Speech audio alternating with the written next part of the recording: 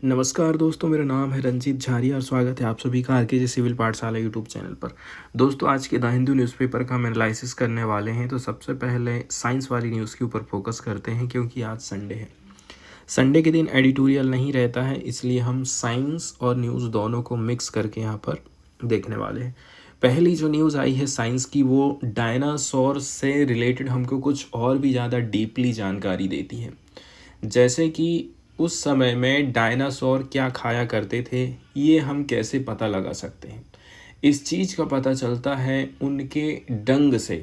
ठीक है, उनका जो गोबर हुआ करता था उसमें कुछ अनपच वाले अनाज हमको मिले हैं, झाड़ियाँ हमको मिली हैं। इससे हमें काफ़ी सारी जानकारी मिल जाती है। तो जो फॉसिल डंग है हम खोजे हैं, उसमें जो खाना बचा हुआ अभी अनपच वाला रह गया है, जो कुछ भी उसमें अभी अवशेष बचा है, उससे पता चलता है कि कैसे करके इनका राइज हुआ होगा। एक इंटरनेशनल कोलैबोरेशन किया गया है ताकि हम बेटर तरीके से आइडेंटिफाई कर सकें अनडाइजेस्टेड फूड रिमेन्स को। उसमें खाना भी हो सकता है, उसमें प्लांट्स भी हो सकता है, उसमें प्रे भी हो सकते हैं फॉसिलेटेड फेकेस ऑफ डायनासोर्स में। ठीक है, डायनासोर का जो मल होता है उसकी यहाँ पर चर्चा करी जा रही है। इसके माध्यम से हम रिकंस्ट्रक्ट कर पाएंगे डायनासोर कैसे करके राइज हुए, एक के बाद एक इनमें परिवर्तन कैसे करके आया, एंड ये बन जाते हैं डोमिनेंट प्लेयर अर्थ के एंशिएंट इकोसिस्टम में। इस चीज़ का प्रकाशन किया गया है पत्रिका नेचर में। यहाँ पर बहुत सारे सैंपल्स का अध्ययन किया जाता है। सैकड़ों जो सैंपल लिए गए हैं उनका एनालिसिस किया गया है, और यहाँ से हमको कुछ क्लू प्रोवाइड होता है कि कैसे करके डायनासोर ने इकोसिस्टम में अपनी भूमिका अदा करी थी आज से 200 मिलियन साल पहले।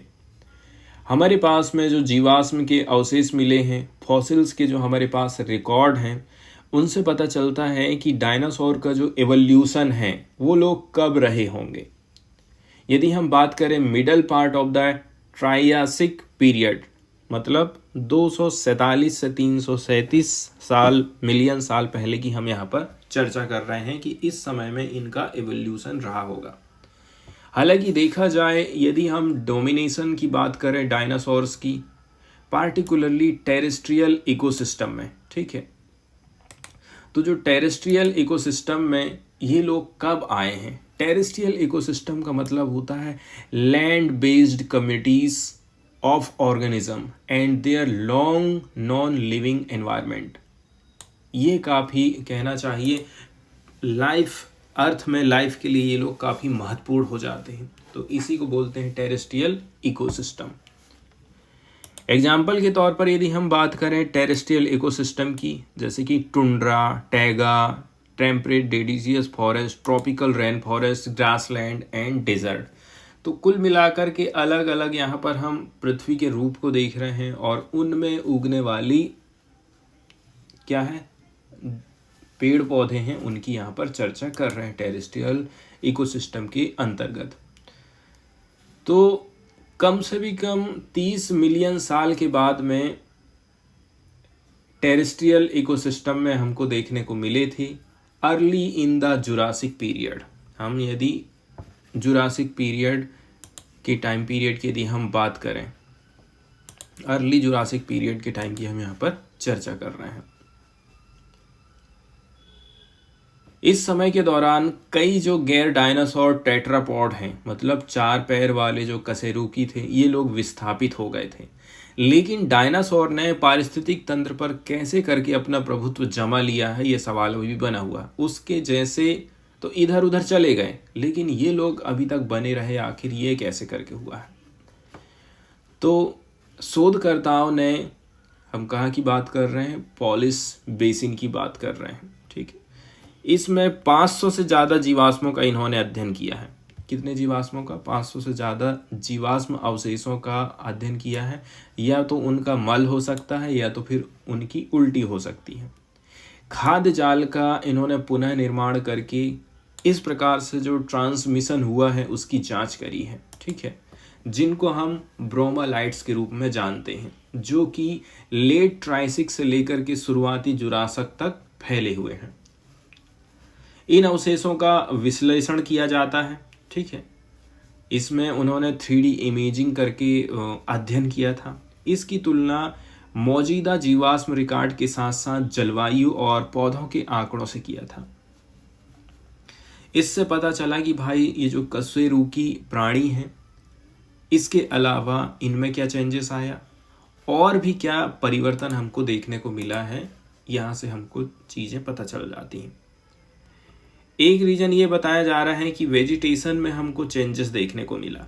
ठीक है, वेजिटेशन में चेंजेस देखने को मिला मतलब पेड़ पौधे में चेंजेस कब आएगा, जब जलवायु बदलते जाती है। उस हिसाब से वेजिटेशन मतलब पेड़ पौधों की संरचना बदलते जाती है, उनकी शेप बदलते जाती है, और उसी हिसाब से फिर डायनासोर्स भी अपने आप को ढालने की कोशिश करते हैं। इस प्रकार का डेटा ये इंडिकेट करता है कि जो नॉन डायनासोर टेट्रापॉड हैं, हम डायनासोर की बात नहीं कर रहे हैं, ये डिस्प्लेस्ड हो गए थे, इधर से उधर चले गए, ओमनीवोरस एंसेंटर्स ऑफ अर्ली डायनासोर जिसको हम बोलते हैं। मतलब इनको डायनासोर के सर्वाहारी पूर्वजों द्वारा विस्थापित कर दिया गया। ये जो गैर डायनासोर टेट्रापॉड हैं, इनकी जगह में सर्वाहारी किस्म के डायनासोर आ गए, जो कि ट्राइसुक युग के लास्ट में पहले मांसाहारी और शाकाहारी डायनासोर बनने के लिए विकसित हुए थे। इससे पता चलता है कि पर्याप्त वनस्पति परिवर्तन हमको देखने को मिला, जिसने शाकाहारी पारिस्थितिक तंत्र के विस्तार और शाकाहारी जीवों की जगह बड़ी और अधिक विविध शाकाहारी प्रजातियों द्वारा ले ली गई। इसके बाद व्यापक पैमाने पर ये लोग शाकाहारी हो गए हैं, पेड़ पौधों को खाते हैं, बड़े बड़े जले हुए पौधे भी इसमें शामिल हो गए हैं। ठीक है, इसी के परिणाम स्वरूप बोला जाता है कि अब जुरासिक टाइम पीरियड लग गया है। जुरासिक पीरियड की शुरुआत तक बड़े मांसाहारी डायनासोर का विकास हुआ और पारिस्थितिक तंत्र के भीतर डायनासोर के वर्चस्व में संक्रमण पूरा हो गया। तो इस प्रकार से हमको पता चलता है कि कैसे करके जलवायु परिवर्तन हुआ होगा, पेड़ पौधों में परिवर्तन हुआ होगा और फिर ये शाकाहारी से मांसाहारी बने हैं।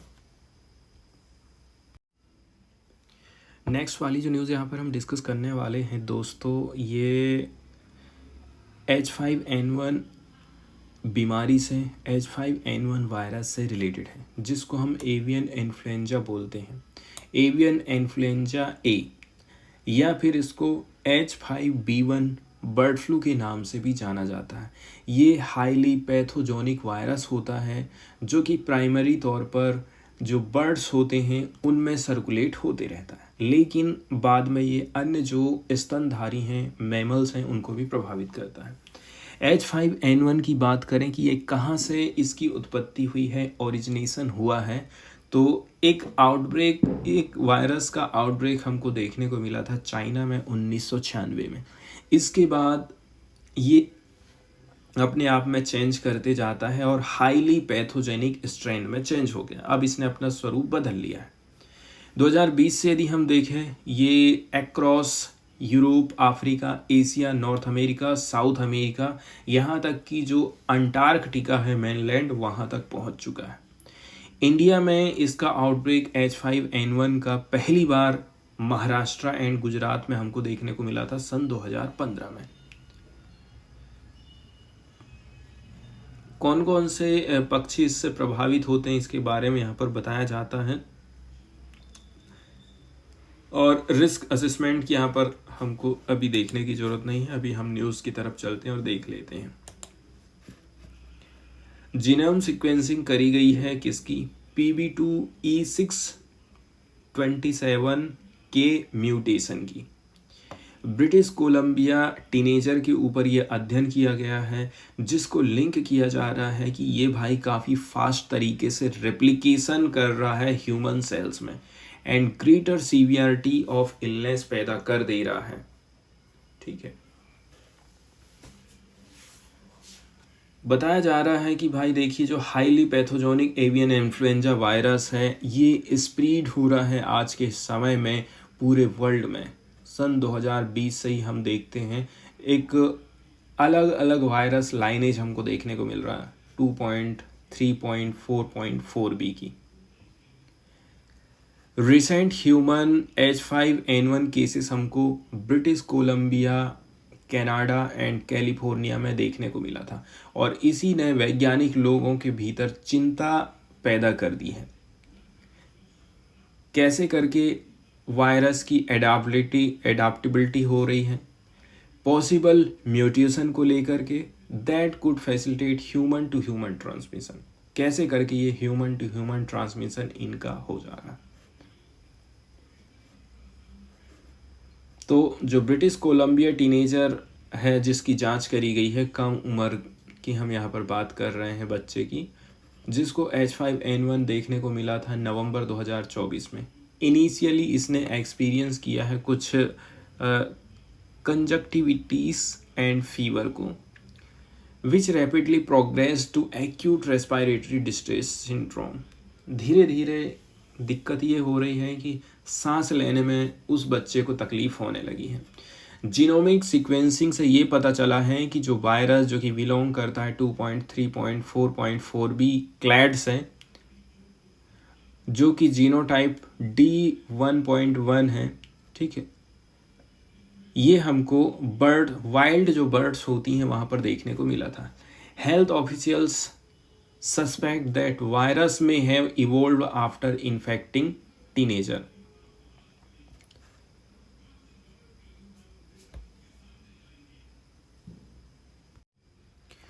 नेक्स्ट वाली जो साइंस की न्यूज़ यहाँ पर हम डिस्कस करने वाले हैं दोस्तों, ये बैक्टीरिया के अध्ययन से जुड़ी हुई है। इसलिए सबसे पहले हम बैक्टीरिया के बारे में थोड़ी सी बेसिक जानकारी देख लेते हैं। बैक्टीरिया को समझने से पहले हमें सूक्ष्म जीवों के बारे में चर्चा करनी चाहिए जिनको हम बोलते हैं माइक्रो ऑर्गेनिज्म। माइक्रो ऑर्गेनिज्म हमारे आसपास सब जगह मौजूद हैं, एयर में, सॉइल में, वाटर में, food stuff, sewage waste as well as inside animal bodies, हर जगह में ये मौजूद हैं। एक चीज़ और ध्यान रखना है, ये जो माइक्रो ऑर्गेनिज्म रहते हैं ये हर प्रकार के एनवायरनमेंट में सरवाइव कर जाते हैं। एक्सट्रीमली हार्श एनवायरमेंटल कंडीशन जैसे कि बहुत ज़्यादा गर्म पानी है, डेजर्ट सॉइल है वहाँ पर भी, सैलाइन वाटर में भी, आइस कोल्ड वाटर में भी, और जो दलदल वाला एरिया है वहाँ भी हमको माइक्रो ऑर्गेनिज्म सूक्ष्म जीव देखने को मिल जाते हैं। इसके साथ ही साथ कोई किसी का क्षय हो रहा है, किसी की डेथ हो गई है, चाहे वो जीवित, ठीक है, चाहे वो कुछ भी हो, पेड़ पौधे हो या फिर जीव जंतु हो, वहाँ पर भी ये माइक्रो ऑर्गेनिज्म पाए जाते हैं। Some can live alone while others like bacteria and fungi may live in colonies। कुछ ऐसे होते हैं जो कि एक अकेला रह जाएगा, लेकिन कुछ ऐसे हैं other like bacteria and fungi जो होते हैं अपनी कॉलोनी बना करके रहते हैं। कुछ जो माइक्रोब्स ऐसे रहते हैं जैसे कि हम जैसे जो पैरासाइट नहीं रहते हैं, साथ में रह रहे हैं और उसी से भोजन प्राप्त कर रहे हैं, तब जाकर के वो सरवाइव कर पाते हैं। इस प्रकार का भी एग्जाम्पल हमको देखने को मिलता है। या तो ये आउटसाइड या तो inside body of other organism के साथ साथ रहते हैं, ठीक है, एंड इनसे डिजीज भी पैदा होता है। अब माइक्रो ऑर्गेनिज्म को भी हम अलग अलग पार्ट में डिवाइड कर देते हैं, जैसे कि बैक्टीरिया है, ठीक है। मेजर ग्रुप्स की यदि हम बात करें तो bacteria, virus, protozoa, algae and fungus, इतने मुख्य प्रकार में इसको बांटा गया है। अब हम बात कर लेते हैं बैक्टीरिया की। ये सिंगल सेल वाले ऑर्गेनिज्म होते हैं, सूक्ष्म जीव होते हैं, इनमें सिंगल सेल पाई जाती है। ये वाइड रेंज ऑफ हैबिटाट्स में हमको देखने को मिलता है, चाहे वो ग्लेशियर से लेकर के डेजर्ट तक हो। हॉट स्प्रिंग में भी हमको ये चीज़ देखने को मिल जाता है, जैसे कि लैक्टोबैसिलस एग्जाम्पल यहाँ पर दिया गया है। नॉर्मली देखा जाए ये हेटेरोट्रॉफ टाइप के रहते हैं, लेकिन कुछ बैक्टीरिया ऐसे होते हैं जो कि ऑटोट्रॉपिक न्यूट्रिशन प्राप्त करते हैं। अलग अलग एग्जाम्पल यहाँ पर बताए जाते हैं, जैसे कि कोकी, बेसिली, स्प्राइकोटिस। अब इन्हीं की चर्चा यहाँ पर हम करने वाले हैं। एक सिंपल लैब फ्री टेस्ट किया गया है जिसके माध्यम से हम डिटेक्ट कर पाए हैं बैक्टीरिया को फ्लड्स में। ठीक है, लिक्विड में हम कैसे करके पता लगा सकते हैं। तो एक नए किस्म का टेस्ट किया गया है बैक्टीरिया का पता लगाने के लिए कि वो फ्लड्स में मौजूद है या नहीं है। ये काफ़ी इजी माना जाता है एज ऑब्जर्विंग ए कलर चेंज। आपको खाली कलर चेंज का ध्यान रखना है कि कलर चेंज हुआ है कि नहीं हुआ। इससे पता चल जाता है कि जो डिसीज़ काजिंग पैथोजन है, बैक्टीरिया है, वो मौजूद है कि नहीं है। कुल मिलाकर के ये काफ़ी ईजियर डायग्नोस्टिक टेस्ट माना जाता है। इस टेस्ट के अंतर्गत हार्मलेस बैक्टीरियोफेजिस का हमने इस्तेमाल किए हैं। ठीक है, जो कि किस में लगा हुआ था, जेल में लगा हुआ था, ताकि हम लोकेट कर सकें टारगेट बैक्टीरिया को। और इसके लिए जो सैंपल ऑफ फ्लूइड था, जैसे कि लेक का वाटर हम उठा करके ला लिए, यूरिन है उसमें है कि नहीं है, कंटेनर ऑफ मिल्क है उसमें बैक्टीरिया है कि नहीं है, ये सारी चीज़ों का हम पता लगा सकते हैं। यहाँ तक कि यदि इनका कंसंट्रेशन लो है तो भी हम पता लगा पाएंगे। हालांकि ये जो नई प्रोसेस है ये कुछ घंटे लेती है, ठीक है, लेकिन हमको रिजल्ट दे देगी और भी ज़्यादा क्विकली यदि हम लैब कल्चर्स का इस्तेमाल करते हैं, जिसमें कम से भी कम 2 दिन तो हमको लग ही जाते हैं रिजल्ट को जनरेट होने में। नेक्स्ट जो यहाँ पर हम साइंस की न्यूज़ डिस्कस करने वाले हैं दोस्तों, ये हार्ट की संरचना से जुड़ी हुई है। पार्टिकुलरली हार्ट में होने वाले डिसीज़ के बारे में यहाँ पर हम जानकारी इकट्ठा करेंगे। तो जो कॉमन हार्ट वाल्व डिसीज़ हैं इनको लिंक करके देखा जा रहा है इंसुलिन रेजिस्टेंस के साथ साथ। एक लार्ज पॉपुलेशन स्टडी कंडक्ट कराई गई है जो कि इंडिकेट करती है कि जो इंसुलिन रेजिस्टेंस होता है ये एक इम्पॉर्टेंट रिस्क फैक्टर माना जा रहा है। इसी के माध्यम से डेवलपमेंट देखने को मिला है हार्ट वाल्व डिसीज़ का, जिसको हम बोलते हैं आयोर्टिक स्टेनोसिस। हार्ट वाल्व से रिलेटेड एक डिसीज है जिसका नाम बताया जा रहा है आयोर्टिक स्टेनोसिस। किसके कारण हो रहा है? यदि इंसुलिन रेजिस्टेंस उत्पन्न हो जाता है। 10,100 से भी ज़्यादा फिनिश लोगों का अध्ययन किया गया था जिनकी उम्र 45 से लेकर के 73 साल की है। इनिशियली फ्री ऑफ आयोर्टिक स्टेनोसिस रहे थे। इनका शुरू में एनालिसिस किया गया क्योंकि इनके पास अभी कोई बीमारी नहीं है। इसके बाद 10 साल तक इनको बोला जा रहा है फॉलोअप में आइए, आते रही हमारे पास में। तो 10.8 साल के बाद पता चला है कि 10,100 में से 116 मैन, मतलब 1.1% में हम डायग्नोज करें हैं आयोर्टिक स्टेनोसिस बीमारी को।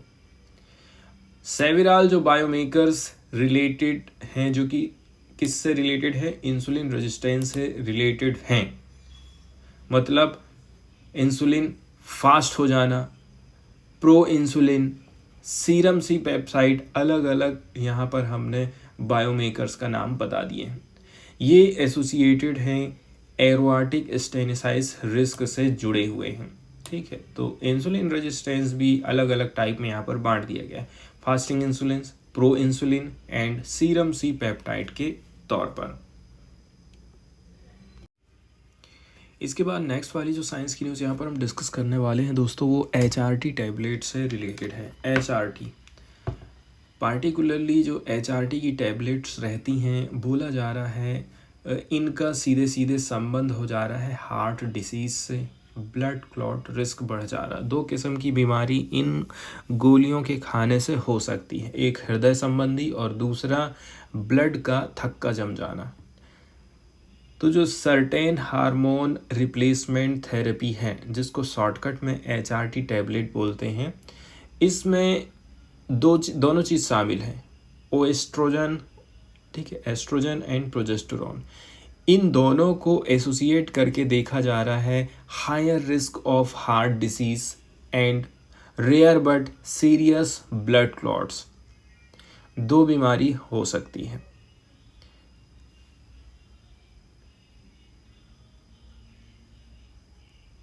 तो जो सीरियस ब्लड क्लॉट्स हैं जिसको हम जानते हैं वेनस थ्रोम्बोलिज्म, किसमें, महिलाओं में हम बात कर रहे हैं जो कि मेनोपॉज अवस्था में हैं। मेनोपॉज अवस्था मतलब एक ऐसी उम्र होती है ना जिसमें अब महिलाएं का जो पीरियड्स रहता है वो आना बंद हो जाता है। उस दौरान में यदि गोली दवाई दे करके हम फिर से कहते हैं कि आप फिर से यदि बच्चा लाना चाहते हैं तो उनके लिए जो दवाई दी जा रही है ना उससे खतरा है यहाँ पर। एनदर जो HRT टैबलेट्स हैं उसको एसोसिएट करके देखा जा रहा है एक increased risk of heart disease but not blood clots. एक तो ब्लड क्लॉट्स जमा हो जा रहा है, पार्टिकुलरली उस बीमारी को वेनस थ्रोम्बोलिज्म बोल रहे हैं, हम महिलाओं की चर्चा कर रहे थे। एक और जो रिस्क है वो हार्ट डिजीज से रिलेटेड है उस समय में, लेकिन ब्लड क्लॉट्स हमको देखने को नहीं मिला है।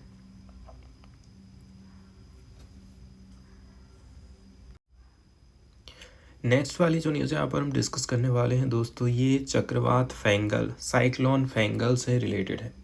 हाल फिलहाल में देखा जाए तो एक सिस्टम हमको बनता हुआ दिखाई दे रहा था south west bay of Bengal, Bengal की खाड़ी में ये उत्पन्न हुआ है और धीरे धीरे करके ये डीप डिप्रेशन बनाते जा रहा है, ठीक है।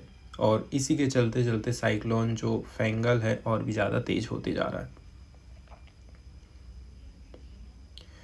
ये जो सिस्टम है बोला जा रहा है करेंटली किसके पास में हमको दिखाई दे रहा है, higher sea surface temperature SST contributing to its potential intensification into cyclone storm। अब इसका एक रीज़न रहता है बनने का, समुद्र में इस प्रकार के साइक्लोन इसलिए बनते हैं क्योंकि समुद्र का जो तापमान होता है ना वो बढ़ते जाता है, गर्म होते जाता है। गर्म होता है तो गर्म होकर के यहाँ की जो हवा है ऊपर उठना चालू कर देती है, ऊपर की ठंडी फिर आजू बाजू की हवा इसका स्थान लेती है, ऊपर की ठंडी हवा के साथ में ये मिलती है तो बादल का निर्माण करती है, फिर घूमना चालू हो जाता है ये किसके कारण, कोरियोलिस फोर्स के कारण, जिस कारण हमारी पृथ्वी घूम रही है। यदि हम इसके नेम के ओरिजिनेशन की यदि हम बात करें, ये जो फेंगल नाम है ये प्रपोज किया गया है सऊदी अरबिया के द्वारा and is rooted in Arabic. इसका संबंध किससे है, अरेबिक से है। ये कुल मिलाकर के हमको इसमें कॉम्बिनेशन देखने को मिलता है linguistic tradition and cultural identification. Cyclone naming के प्रोसेस की यदि हम बात करें तो जो साइक्लोन का नाम है नॉर्थ इंडियन ओशियन में, ठीक है, हिंद महासागर की बात कर रहे हैं, उत्तरी हिंद महासागर में लिया रहा है, तो ये नाम रखे जाते हैं वर्ल्ड मीटरोलॉजिकल ऑर्गेनाइजेशन की तरफ से and United Nations economic and social commission for Asia and Pacific panel के माध्यम से ये नाम रखे जाते हैं। इस पैनल में 13 मेंबर कंट्रीज हैं, इंडिया, बांग्लादेश, श्रीलंका, पाकिस्तान, ठीक है, एंड और भी हैं, उनमें से ये शामिल है मुख्य रूप से देखा जाए तो। प्रत्येक मेंबर कंट्री सबमिट करता है a list of potential cyclone names and these names are used sequentially as cyclone form in the region। सबसे पहले तो ये लोग एक लिस्ट सबमिट कर देते हैं साइक्लोन नेम से रिलेटेड, इसके बाद ये जो नाम होते हैं इनको सिक्वेंटली हम साइक्लोन नेम के तौर पर रखते जाते हैं। ये वाला जो सिस्टम रहा था 2004 से ही है एंड ये इंश्योर किया जाता है कि हम काफ़ी इजी तरीके से आइडेंटिफाई कर पाएंगे और काफ़ी बेहतर तरीके से कम्युनिकेशन कर पाएंगे पब्लिक के बीच में। नेक्स्ट वाली जो न्यूज़ यहाँ पर हम डिस्कस करने वाले हैं दोस्तों, ये वर्ल्ड वाले पेज से है। यहाँ पर नॉर्थ कोरिया एंड रसिया की रिलेशनशिप को हम देखने वाले हैं। दोनों कंट्रीज़ का कहना है कि वेस्टर्न कंट्रीज़ को अमेरिका को काउंटर करने के लिए अब हमको साथ में आने की ज़रूरत है। तो नॉर्थ कोरिया और जो रसिया है दोनों हाथ मिला कर के अपनी जो मिलिट्री कोऑपरेशन है इसमें और भी ज़्यादा इम्प्रूवमेंट लेकर के आना चाहते हैं। तो जो रसियन डिफेंस मिनिस्टर हैं एंड्री बेलाउस, इन्होंने मीटिंग रखी है north Korean leader Kim Jong Un के साथ में, एंड ये एग्री हुए हैं कि हम मिलिट्री कोऑपरेशन को और भी ज़्यादा बढ़ावा देंगे, क्योंकि दोनों के दोनों जो नेशंस हैं वो आइसोलेटेड होते जा रहे हैं अमेरिका और वेस्टर्न कंट्रीज़ की तरफ से। United state and south Korea ने एक्यूज्ड किया है, आरोप लगाया है न्यूक्लियर आर्म नॉर्थ कोरिया के ऊपर कि इसने सेंड किया है 10,000 से भी ज़्यादा सोल्जर्स रसिया को, ताकि रसिया फाइट कर सके यूक्रेन के साथ में। एक्सपर्ट लोग कह रहे हैं कि जो किम है ये काफ़ी उत्सुक है कि कैसे करके गेन कर सके एडवांस टेक्नोलॉजी को, बैटल एक्सपीरियंस प्राप्त करना चाहते हैं अपने ट्रूप्स के लिए उसके बदले में। वहीं यदि हम बात कर लें, देखिए किम जिन्होंने मीटिंग रखी थी बेलोसो के साथ में फ्राइडे के दिन, एक रिसेंट डिसीजन हमको देखने को मिला था, western powers to permit Kyiv to strike inside Russia. America और वेस्टर्न कंट्रीज ने क्या बोला है कि आप रसिया के भीतर आक्रमण करना चालू कर दो और इसके लिए हम वीपन्स प्रोवाइड करेंगे, ऐसा उनकी तरफ से बोला जाता है। तो ये एक एक्सरसाइज है, exercise of the right to self defence for Russia to take resolute action to make the hostile force pay the price. यदि वो लोग हमला करेंगे तो ये हमें भी अधिकार है राइट टू सेल्फ डिफेंस का, कि यदि हमारे ऊपर यदि हमला होता है तो सामने वाली फोर्सेस को इसकी कीमत चुकानी पड़ेगी, ऐसा रशियन प्रेसिडेंट व्लादिमीर पुतिन का कहना है।